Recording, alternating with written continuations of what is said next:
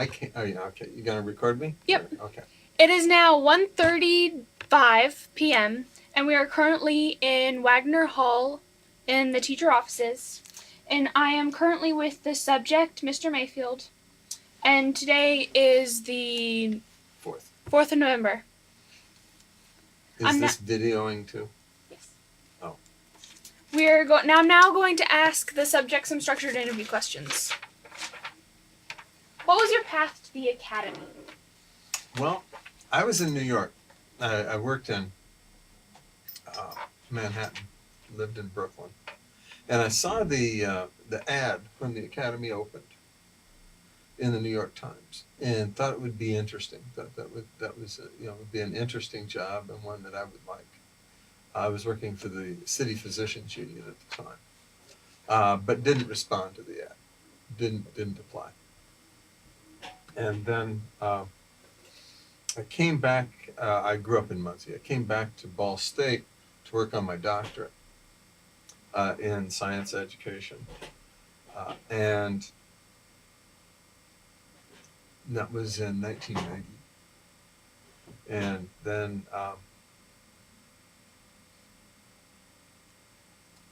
got through the first 2-3 years of my doctoral program.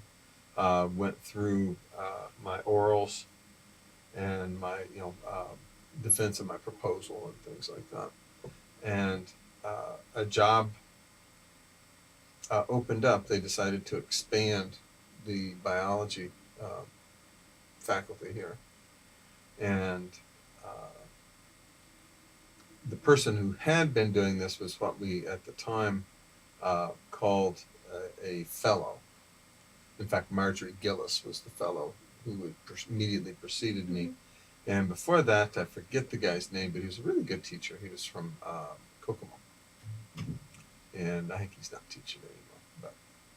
But so they decided to go from a fellow's position to a full-time position. And I had worked with academy students on special research projects over in the biology department here at Ball State, mostly DNA molecular stuff.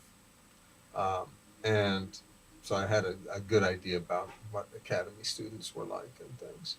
And so I applied that summer for the job and interviewed for it, I think probably in June, which makes me a late hire. Interviewed for it in June and was offered the job and started up then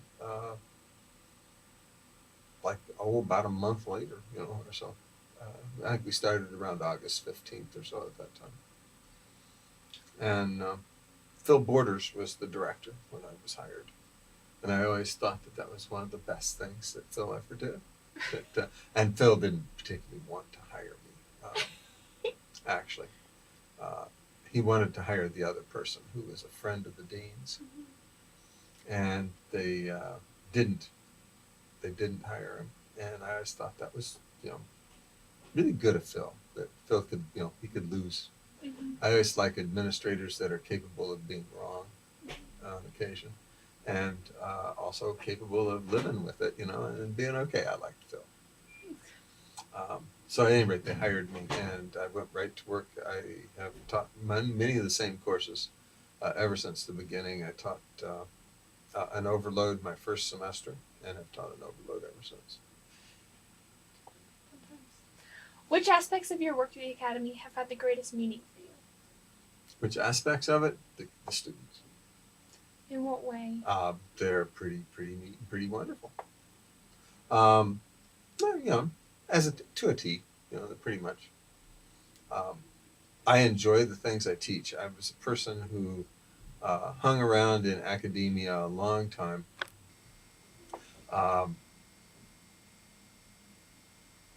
Kicking around doing different sorts of things.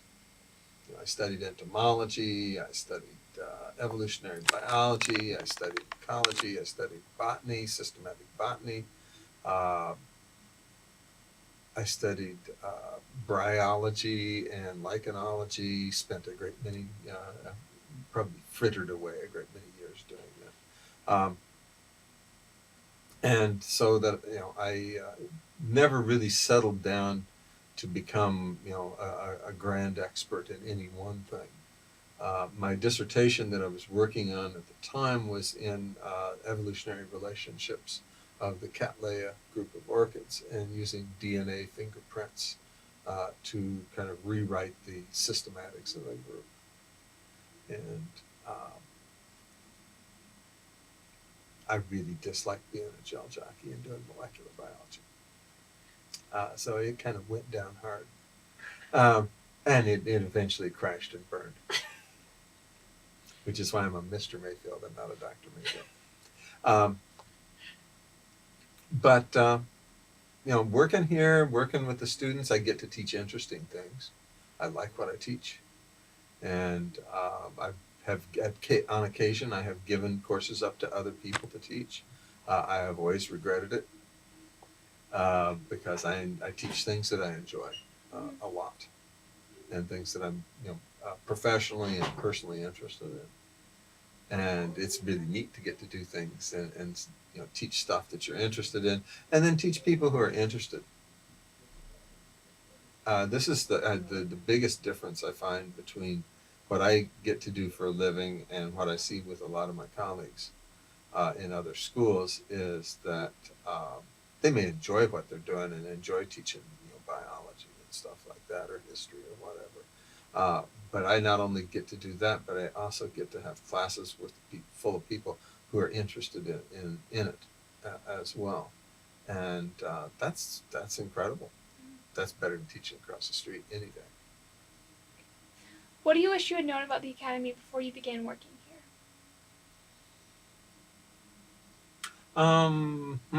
Before I began working here, well, it wouldn't have made any difference, but it's not necessarily as collegial as I kind of thought it would be. For the most part, we all have our own lives and amongst the faculty, and we're collegial at work, but not so much outside of it. Well, how does the social dynamic of the Academy workplace compare to that of your previous workplace? There's not a tremendous social dynamic that I have here, at any rate. Part of that probably is the fact that as I came here, I was raising three small children, and so most of my outside efforts and times were largely spent, chasing little children and doing things like that, and going to ballet lessons and soccer and things like that. So that the socially not a lot, and we once had a coffee pot down here, and that was nice. Mr. High and I used to take care of the coffee pot, and we would meet down in our little coffee room, which is now kind of John Grady's, or it's now the NECP office, or John Grady's office, I guess is what it is.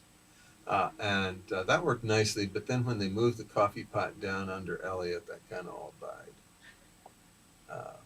There's a group of people that do get together for lunch and stuff down there and like that, but do you know I generally don't.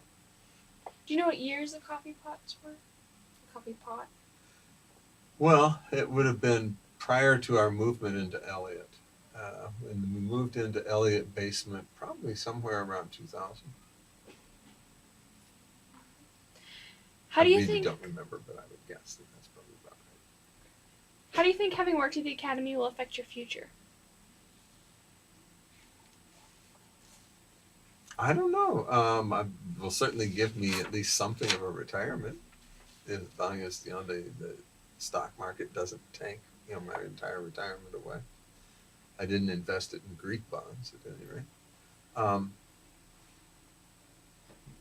I think it's a nice place to be, a nice place to retire from.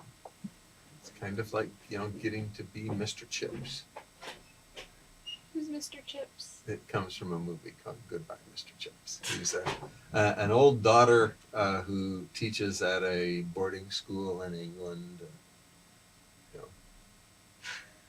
Okay. Eventually, just kind of like old teachers never die; they just fade away, or act that way, or something like that.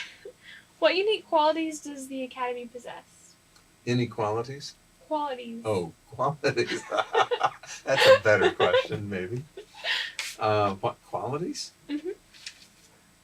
I think it's an incredibly academic institution, an institution that seems to dedicate itself to intellectual achievement, which is pretty rare for a high school, Mm-hmm. and pretty rare for a lot of colleges too.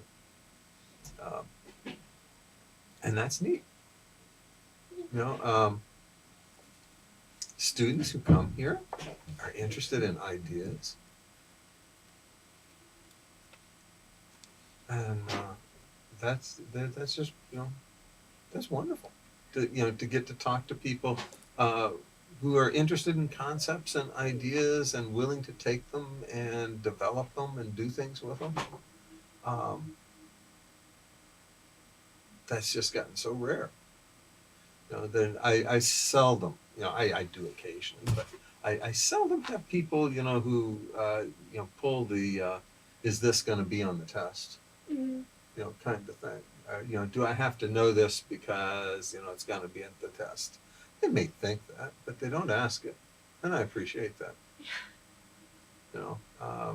because, I teach it because I think it's worth knowing.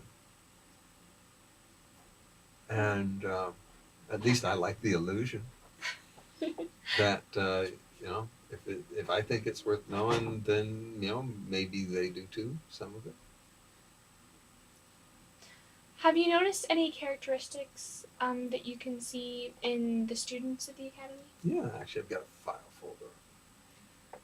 I don't get to teach it anymore because of the small-minded administration, which is clamped down on extra loads at the academy. But for years, I've taught bioethics, and I enjoy teaching bioethics. It's a discussion course, and for years we've done characteristics that brought you to the academy. Why did you come to the academy? And so we've kept these, and I have files of these that go back probably 15 years of why kids, came here. And to a T, they believe in the power of education, that education is going to change their lives in some way or another, that it is worthwhile. Many of them, of course, are here for the prestige, many escaping, schools and home and things like that. But for whatever reason, you run to the academy or you run from your home school or whatever, they believe that what we do here, in the classroom, is going to be a big part of what makes their lives. And gee, that's why you become a teacher, to do that stuff. And it's like getting to kind of live out your teacher dream. If I were to come back, could we dredge those up and look through them and archive them for the Academy History class? There's somewhere over here. I could probably find them. Is there one eccentric or odd thing that sticks out of your mind that you have seen in the past few years that students have done? Eccentric or odd thing? Eccentric or odd. A lot of eccentric or odd things that people have done that stick out from different time periods. And probably some of them shouldn't go into the history. Students in general tend to be eccentric. That's interesting. They're interesting people. They tend to think of different ways of doing things and not always following the road most traveled or the path most commonly trod. So that you have to kind of watch yourself sometimes, because you may give an assignment or you may be doing something and you think, well, everybody's going to do it this way. Mm-hmm. And somebody does it in some like novel way that you never, or misunderstood you in some way that you would never imagine, that they would misunderstand. Um, and and it's like, gee, never thought about it that way. Guess you could. I used to sometimes, just for flippant reasons, uh, and also to kind of take some of the seriousness out of it, Mhm. would put things on exams, like how many words can you make out of uh, you know uh, global warming. Uh-huh. And I discovered very quickly that if I put that on as a bonus question at the end of the exam to just kind of kill time and for entertainment purposes, that they'd spend all their time making words out of global warming and would not pay any attention at all to the exam. And so I had to quit doing that. It's amazing. Mhm. I think you can get about 156, or at least within the time period. I like that. That's good. Are there any differences between the academy and a normal high school that you Yeah. can say? Would you like to list some? Well, for one, it's residential, but there are other residential schools. That's one of the things that I keep trying to encourage people around here to remember. We're not the only residential school in the world, and some of them are quite old and have solved some of the problems that we deal with, centuries ago. And all you have to do is ask, but we don't tend to ask a lot. For one, as I said, the students here all believe in education. They all believe that this is gonna, somehow or another change or be a valued part of their life. People in regular high school, not, there are always some, sure, but not probably not the most common. Most people are in high school, and I think high schools are largely dysfunctional. Most people are in high school because they, that's where they're supposed to be. And even, fancy high schools, Park 2 or someplace like that. That's where you're supposed to spend this time of your life, is in high school. Students that are at the academy largely, could have easily waltzed through high school and probably graduated at the end of their junior year with, a 440 diploma or even an honors diploma. But they came here. And they came here and they are putting in this time, and sometimes it's not so much fun. I'll bet that's fun. I think I would have enjoyed it a lot. What's more fun than living in an apartment building with 300 people the same age as you are? But they've made it. They've taken a chance. They give up a lot. You give up a lot to come here. You give up, racing your car up and down the road, staying out because your parents probably let you stay out till midnight, 1, 2, 3 in the morning anyway. And you don't have to sign in and out at home. You give up an awful lot to come here, and you invest an awful lot to come here.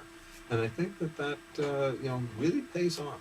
The faculty have a lot of respect for the students here. Sometimes you might not realize it or think about it, but when you think back on your experience here 10 years down the line, we're really in awe of the students that make the sacrifice and come because to get a really, I think you can get a really good education. And to believe that having a really good education will somehow advantage you in life or be worth having is rarer and rarer. In a world when you can look all this stuff up on YouTube, or you can read a synopsis, of a book, or watch it. You can even on YouTube have someone read the synopsis to you. To slog your way through Silas Marner, or read Moby Dick, and read about and study, the effects of, that Herman Melville had on the novel and the development of literature. Um, those are really neat things to know and cool things to know and enrich your life. But to get somebody to commit to doing it, and especially in a normal high school, um, is really tough. I mean, you will always find a few, and that's part of why we're here, is for those few. We were formed, which is a different question, in the beginning to be a place for kids who were, the only kid in upper, in Posey County High School, which is actually North Brenner, but the only kid in Posey County who thought his graphing calculator was cool. And and that's really sad when you're the only kid in your county that likes to read books, or you're the only kid in school that thinks math is neat. It's hard to get through school and to keep that. And this was built as a place for people. And it goes back and forth and things, but it's it's a fun group. Awesome. Well, thank you. That concludes our interview at 1:56 p.m.